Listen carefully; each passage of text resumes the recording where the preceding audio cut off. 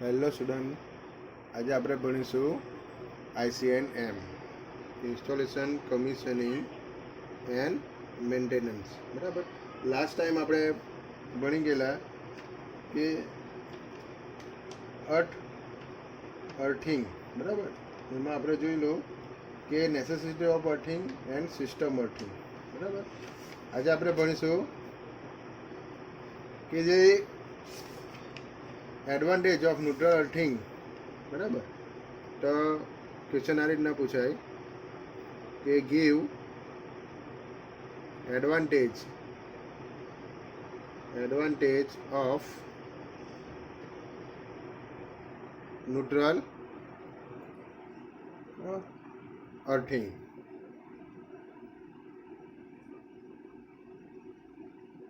Of generation in power station. તો આપણે power સ્ટેશનની અંદર જે ન્યુટ્રલ અર્થિંગ છે, બરાબર, એને આપણે ન્યુટ્રલને પણ અર્થિંગ કરવામાં આવે. બરાબર. તો તેના એડવાન્ટેજ આપણે જોવાના છે. તો પહેલું છે ungrounded neutral system, the potential of neutral becomes increase.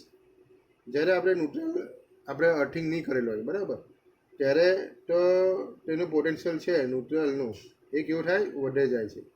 Then the ground potential, when earthfall occurs while in the grounded neutral system, the potential of the neutral remains equal to the grounded potential when the earthfall occurs.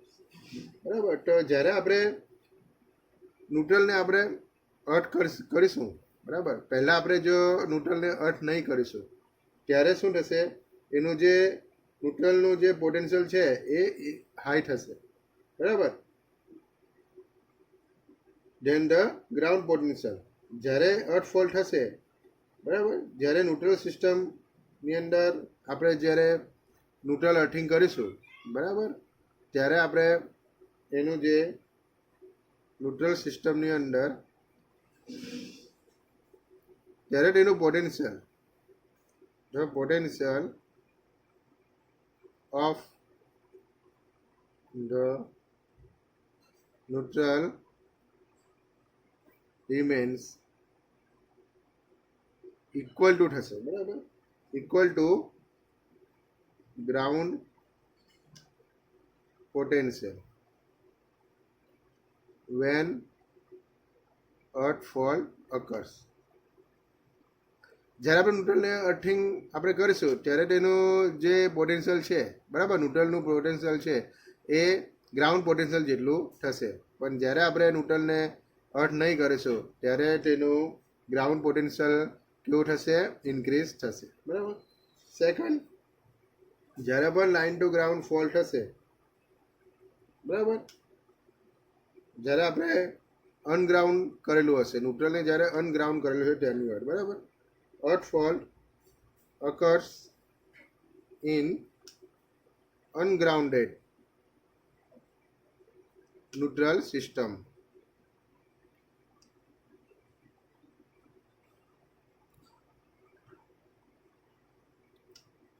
જ્યારે આપણે ungrounded કરેલું હશે, એટલે ન્યુટ્રલને આપણે earthing નહીં કરેલું હશે, ત્યારે વોલ્ટેજ શું થશે, ધ વોલ્ટેજ ઓફ ધ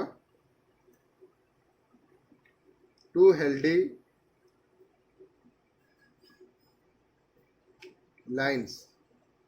બરાબર. તો બે હેલ્ધી લાઇન્સમાં શું થશે, એના voltage becomes √3 phase voltage to ground.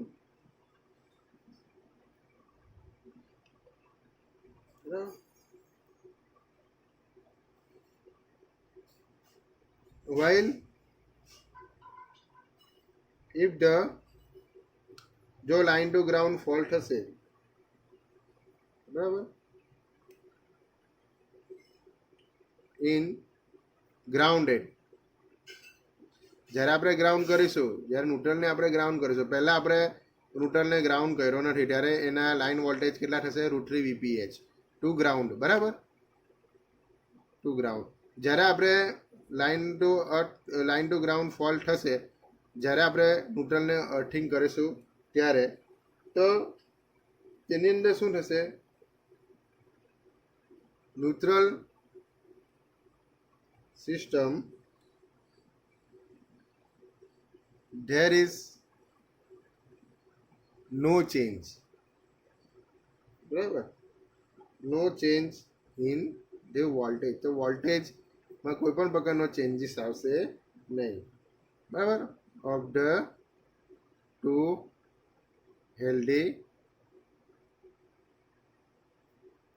Lines. જ્યારે આપણે અનગ્રાઉન્ડ કરીશું, જ્યારે આપણે ન્યુટ્રલને આપણે અર્થિંગ નહીં આપીશું ત્યારે જે બે હેલ્ધી લાઈન હશે, બરાબર, જ્યારે લાઇન ટુ ગ્રાઉન્ડ ફોલ્ટ હશે, બરાબર, દાખલા તરીકે આ રીતના 3 લાઇન છે અને અહીંયા ગ્રાઉન્ડ છે, દાખલા તરીકે આર, વાય અને બી. તો લાઇન ટુ ગ્રાઉન્ડ આ ફોલ્ટ થયો, બરાબર, અર્થ ફોલ્ટ, લાઇન ટુ આ લાઇન છે અને આ આપણું ગ્રાઉન્ડ છે. તો લાઇન ટુ ગ્રાઉન્ડ ફોલ્ટ અહીંયા થયો, બરાબર. જ્યારે આપણે ન્યુટ્રલને, અહીંયા એક ન્યુટ્રલ હશે, બરાબર, તો ન્યુટ્રલને આપણે ગ્રાઉન્ડ કર્યો નથી ત્યારે, બરાબર, તો ત્યારે આ બંને જે હેલ્ધી લાઇન છે આર અને વાય, બરાબર, એ બંને કેવી છે, હેલ્ધી લાઇન છે. તો એના વોલ્ટેજ કેટલા થશે, √3 VPH જેટલા થશે જ્યારે આપણે ન્યુટ્રલ અર્થિંગ આપ્યું નથી ત્યારે. જ્યારે આપણે ન્યુટ્રલને આપણે અર્થ કરીશું આ રીતના, બરાબર, આ જે ન્યુટ્રલ છે આપણો, બરાબર, ન્યુટ્રલ છે એને અર્થ કરીશું આ રીતના, તો જ્યારે લાઇન ટુ ગ્રાઉન્ડ ફોલ્ટ હશે તો જે હેલ્ધી, જે બે આર અને વાય, બરાબર, જે હેલ્ધી લાઇન છે તેની ઉપર કોઈ પણ પ્રકારનો શું થશે, વોલ્ટેજમાં ચેન્જીસ થશે નહીં. તો આમાં જેટલા વોલ્ટેજ હશે તેટલા જ વોલ્ટેજ આની અંદર હશે, બરાબર છે. Number 3, trouble of arching ground is avoided or is reduced by earthing, બરાબર, the neutral, because the grounding the neutral line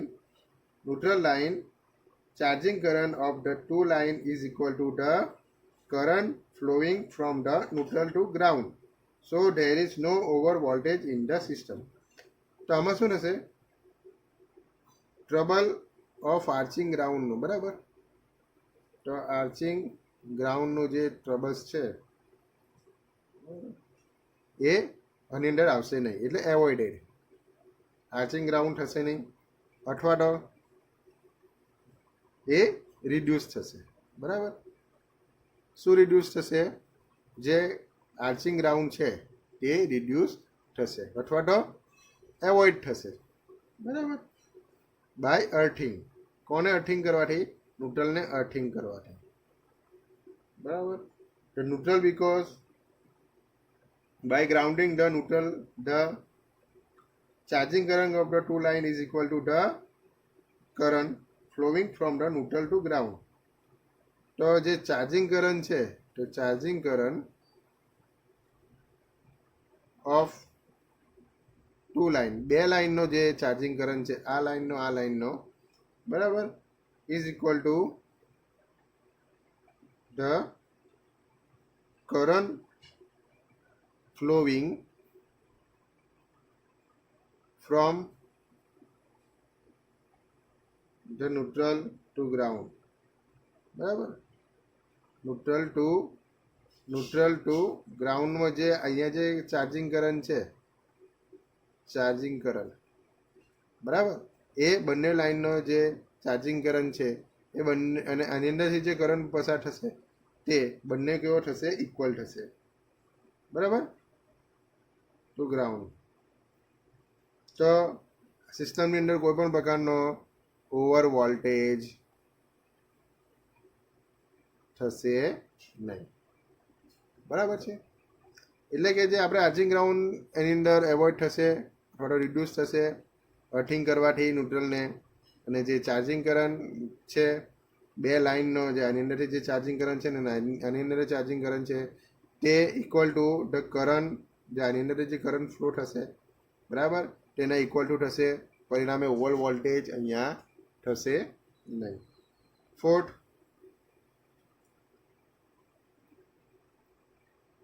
increase રિયાબિલિટી, બરાબર, ઇન્ક્રીઝ ઇન રિયાબિલિટી. તે સિસ્ટમની રિલાયબિલિટી શું થશે? ઇન્ક્રીઝ થશે, બરાબર, of the system as problem of arching ground is avoided. કેમ સિસ્ટમની ઇન્ક્રીઝ રિલાયબિલિટી થશે? કે જે આપણો જે આર્ચિંગ ગ્રાઉન્ડનો જે પ્રોબ્લેમ છે તે એવોઇડ થશે, બરાબર. તેના કારણે જે સિસ્ટમની જે રિલાયબિલિટી ઇન્ક્રીઝ થશે. પાંચમું આપણે જોઈએ વોલ્ટેજ સર્જ જે પ્રોબ્લેમ થશે, બરાબર, આર સપ્રેસ્ડ, બરાબર, ડ્યુ ટુ ગ્રાઉન્ડિંગ. વોલ્ટેજનો જે સર્જ થાય એ સપ્રેસ થશે જો આપણે ન્યુટ્રલને ગ્રાઉન્ડિંગ કરીશું તો. ડ્યુ ટુ ગ્રાઉન્ડિંગ ધ ન્યુટ્રલને જો આપણે ગ્રાઉન્ડ કરીશું તો તેનાથી જે વોલ્ટેજનો સર્જિસ છે એ સપ્રેસ થશે. તો પરિણામે શું થશે? સ્ટ્રેસ છે જે ઇક્વિપમેન્ટ આપણે જે કનેક્ટ કરેલા છે, બરાબર, તેના પરનો જે સ્ટ્રેસ છે, બરાબર, લાઇન પર, અને ઇન્સ્યુલેશન જનરેટરનું છે તેના પરનો જે સ્ટ્રેસ છે એ રિડ્યુસ થશે, બરાબર. પરિણામે બ્રેકડાઉનનો જે મેન્ટેનન્સનો કોસ્ટ ઘટશે. પછી તેનાથી શું થશે? રિલાયબિલિટી વધશે. તો આપણે જો ગ્રાઉન્ડિંગ કરશે તો વોલ્ટેજ સર્જ સપ્રેસ થશે. પરિણામે જો આપણે જે ઇન્સ્યુલેશન હોય, જે જનરેટર છે, બરાબર, જનરેટરની વાઇન્ડિંગમાં ઇન્સ્યુલેશન હોય, બરાબર, તેના પરનો જે એના પર જે સ્ટ્રેસ આવશે, બરાબર, તે ઓછો થશે. પરિણામે જે કોસ્ટ છે, બ્રેકડાઉનનો કોસ્ટ, બરાબર, એટલે જનરેટર બ્રેકડાઉન થાય અને જે મેન્ટેનન્સ કરવામાં આવે એ કેવું થશે? ઓછું થશે, બરાબર. તો બ્રેકડાઉનનો કોસ્ટ શું થશે? અંદર ઓછો થશે, જે મેન્ટેનન્સ કોસ્ટ ઓછો થશે. પરિણામે સિસ્ટમની રિલાયબિલિટી ઇન્ક્રીઝ થશે, બરાબર. નંબર 6 છે લાઈફ ઓફ ધ ઇક્વિપમેન્ટ છે. તે ઇક્વિપમેન્ટની લાઈફ કેવી થશે? ઇન્ક્રીઝ થશે, બરાબર. કેમ? કે સ્ટ્રેસ ઓછો થશે, બરાબર. સ્ટ્રેસ ઓછો થવાથી એની લાઈફ ઇન્ક્રીઝ થશે ઇક્વિપમેન્ટની, બરાબર. કેમ? કે વોલ્ટેજ સર્જ અંડર લિમિટેડ થશે એટલા માટે, બરાબર. 7 આપણે જોઈશું કે lightning surge produce in atmosphere are અર્થેડ.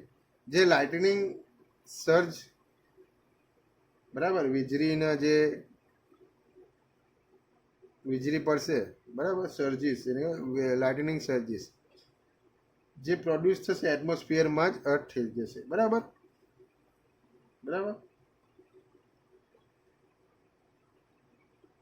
Produce in atmosphere are earthed, બરાબર. 8 આપણે જોઈશું earthfall protection can be provided easily by earthing the neutral as sufficient earthfall current can flow. તો આપણે earthfall protection આવશે, બરાબર, તે આપણે પ્રોવાઈડ કરી શકું ઇઝીલી, બરાબર, ઇઝીલી પ્રોવાઈડ. કેમ? એ આપણે ન્યુટ્રલને અર્થ કરીશું એટલામાં છે, બરાબર છે. પછી આવશે 9 આપણે જોઈશું earthfall protection can be provided so the protection can be given to the equipment and the human beings, બરાબર. earthfall protection આપણે કરીશું, બરાબર, સેમ. તેનાથી શું આપણા જે હ્યુમન છે, બરાબર, એ હ્યુમન છે એટલે આપણે તેને શું થશે? પ્રોટેક્શન, એટલે શોક નહીં લાગશે, તો હ્યુમનનું પણ પ્રોટેક્શન થશે. નંબર 10 આપણે જોઈશું. 10 આપણે જોઈએ તો અર્થ for current can be set to the desired value by making resistance or reactance type earthing. જો આપણે રેઝિસ્ટન્સ એન્ડ રિએક્ટન્સ ટાઈપના અર્થિંગથી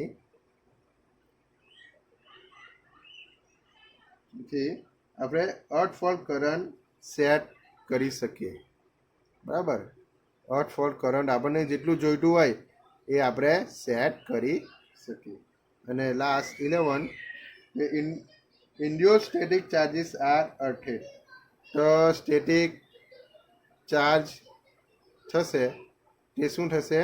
એ અર્થેડ થશે. બરાબર, ઇન્ડ્યુસ જે સ્ટેટિક ચાર્જ અંદર ઉત્પન્ન થશે તે અર્થ થશે. બરાબર, તો પરિણામે જે no disturbance near the communication line. તો કમ્યુનિકેશન લાઇનમાં કોઈ પણ પ્રકારનું ડિસ્ટર્બન્સ થશે. કેમ કે જે ઇન્ડ્યુસેટિક ચાર્જ છે તે શું થશે? એ અર્થ થઈ જશે એટલા માટે. તો આ હતું આપણું એડવાન્ટેજ, બરાબર, ઓફ ન્યુટ્રલ ગ્રાઉન્ડિંગ. ન્યુટ્રલ ગ્રાઉન્ડિંગના એડવાન્ટેજીસ છે એ આપણે એક્ઝામની અંદર ઘણીવાર પૂછાયેલું છે. તો આ હતું આપણું ન્યુટ્રલ ગ્રાઉન્ડિંગનું એડવાન્ટેજ. બરાબર, નેક્સ્ટ ટાઈમ આપણે જોઈશું કે types of earth electrodes use for earthing. તો અર્થિંગ માટેના જે અર્થ ઇલેક્ટ્રોડ છે એના ટાઈપ્સ, બરાબર, જોઈશું આપણે નેક્સ્ટ લેક્ચરની અંદર. Thank you.